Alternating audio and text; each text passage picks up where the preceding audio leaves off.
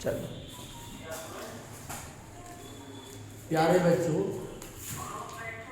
Bihar board 2021 में शामिल होने वाले सारे छात्रों को 10th के परीक्षा देने वाले छात्रों को छात्राओं को हमारी तरफ से शुभकामनाएं है। हम मैथमेटिक्स के गणित के अंतर्गत पहला चैप्टर वास्तविक संख्या के बारे में बताने जा रहे हैं। वास्तविक संख्या है क्या? वास्तविक संख्या संख्याओं का परिवार का समूह है।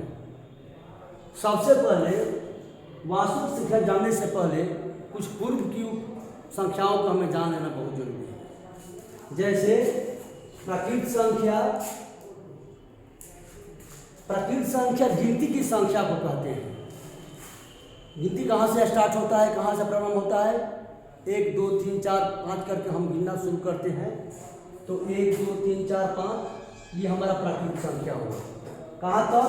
अनंत तक। जहाँ तक चाहे वहाँ तक हम गिन सकते हैं। तो प्राकृतिक संख्या में सबसे छोटी संख्या हमारा 1 हुआ, सबसे बड़ी संख्या कोई अंत नहीं है। अर्थात गिनती की संख्या को प्राकृतिक संख्या कहते हैं। प्राकृतिक संख्या में हम एक ध्यान देने पर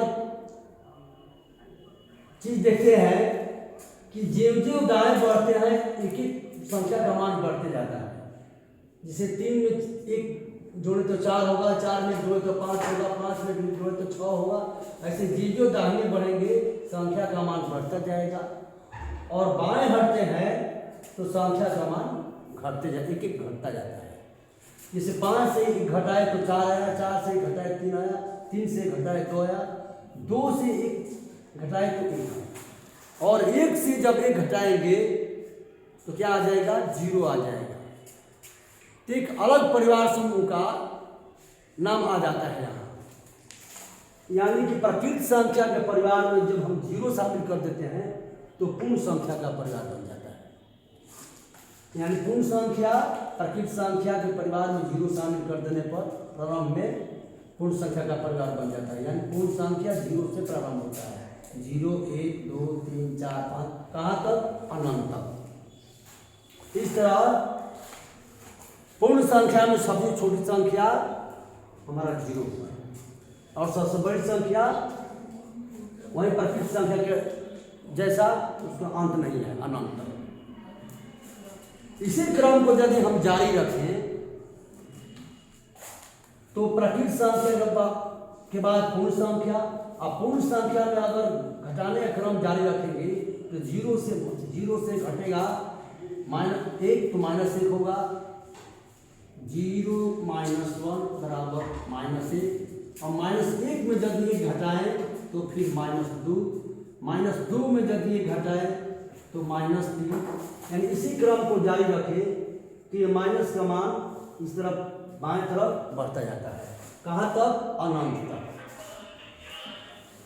तो इस संख्या परिवार का एक नया नाम हो जाता है पूर्णांक संख्या, यानी इंटीजर नंबर। अब पूर्णांक संख्या में सबसे बड़ी संख्या का भी अंत नहीं है और सबसे छोटी संख्या का भी अंत नहीं है। लेकिन एक विशेष गुण है कि पूर्णांक संख्या में जो हम दाहिने बढ़ते हैं मान बढ़ता जाता है, और बाएं बढ़ते हैं तो मान घटता जाता है। इस -1 और -4 में छोटी संख्या -4 बाएं है तो -4 छोटा होगा, -1 बड़ा होगा। इस तरह ऋणात्मक में जो जितना मान बढ़ेगा उतना मान कम हो जाएगा। जैसे -2 से -5 छोटा होगा। यह हमारा पूर्णांक संख्या है। इसी संख्या को जब हम संख्या रेखा पर दर्शा देते हैं तो संख्या रेखा कहलाने लगता है। इसी गुण को हम संख्या रेखा पर भी लेकर चलते हैं और संख्या रेखा का निर्माण कर सकते हैं। अब इसके बाद अगला संख्या आता है परिमेय संख्या। परिमेय संख्या अंग्रेजी में से हम रेशनल नंबर कहते हैं। परिमेय संख्या एक विशेष संख्या है जो प्राकृतिक संख्या, पूर्ण संख्या, पूर्णांक संख्या सारी संख्या को समाहित करके बनता है। अब परिमेय संख्या के लिए, रेशनल नंबर के लिए कुछ शर्त होता है कि हम किस संख्या को परिमेय संख्या कहते हैं, कहेंगे। वह संख्या जो p/q के रूप में, जहां यानी अंश और हर के रूप में हो, जहां p पूर्णांक हो, q भी पूर्णांक हो, q 0 के बराबर न हो। इसके अतिरिक्त ये परिमेय संख्या के और भी गुण होते हैं जो इसको लेकर चलते हैं। जैसे चौथा नंबर में अगर p/q अंडर रूट हो, वर्गमूल के अंदर हो, p/q पूर्ण वर्ग के रूप में होना चाहिए। p/q शांत दशमलव में हो, p/q यदि शांत दशमलव में न हो, शांत दशमलव में हो तो आवर्ती। जैसे ये 5 7/6 -3/5। अब यहां हम देखते हैं, कि 5 केवल p/q, इसकी बाटा में एक छिपा हुआ है। यहां भी p हो गया, q हो गया 5/1 7/6 -3/5 0। अब 0 के बारे में हम कभी कभी कंफ्यूज कर जाते हैं कि परिमेय संख्या है कि नहीं है, लेकिन 0 को यदि हम, शून्य को यदि हम बाटा में 1 लगा देते हैं, 0 बराबर, फिर हमारा p/q के रूप में आ जाता है।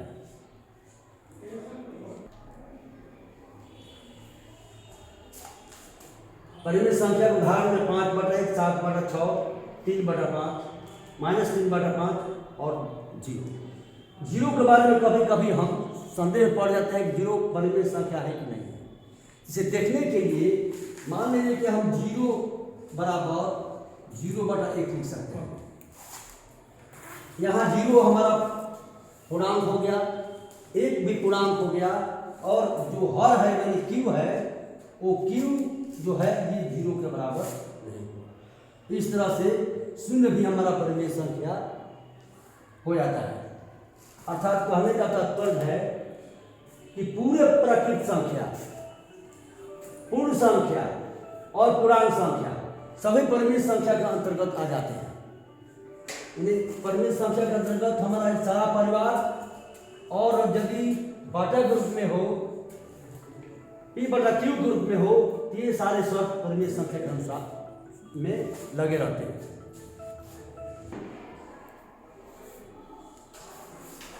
इस तरह 0 भी हमारा परिमेय संख्या में हो जाएगा। और यदि रूट के अंदर हो, वर्गमूल के अंदर हो, तो पूर्ण वर्ग के रूप में होना चाहिए। जैसे 9/4 रूट 361, इसका वर्गमूल 19 हो जाएगा, 19/1 हो जाएगा। और यहाँ जो है 5.24, ये शांत दशमलव, तो ऐसे भी रहने पर परिमेय संख्या हो जाएगा। और p/q के अशांत दशमलव हो तो आवर्ती होना चाहिए, अनावर्ती नहीं। तो ये हमारा होगा 12.321 321 यानी 12.3 पर एक भी ये आवर्ती दशमलव होगा। तो ऐसे रूप में रहने पर भी परिमेय संख्या हो जाएगी। अब अगले चरण में हम आगे अपरिमेय संख्या के बारे में बता रहे हैं।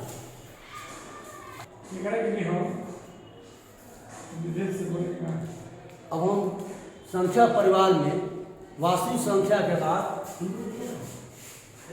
वास्तविक संख्या में परिमेय संख्या के बाद अपरिमेय संख्या पर चलते हैं। अपरिमेय संख्या इरेशनल नंबर, वह संख्या जो परिमेय संख्या न हो, अपरिमेय संख्या कहलाता है। यानी जो परिमेय संख्या के परिवार के अंतर्गत नहीं आएगा वो अपरिमेय कहलाएगा। जैसे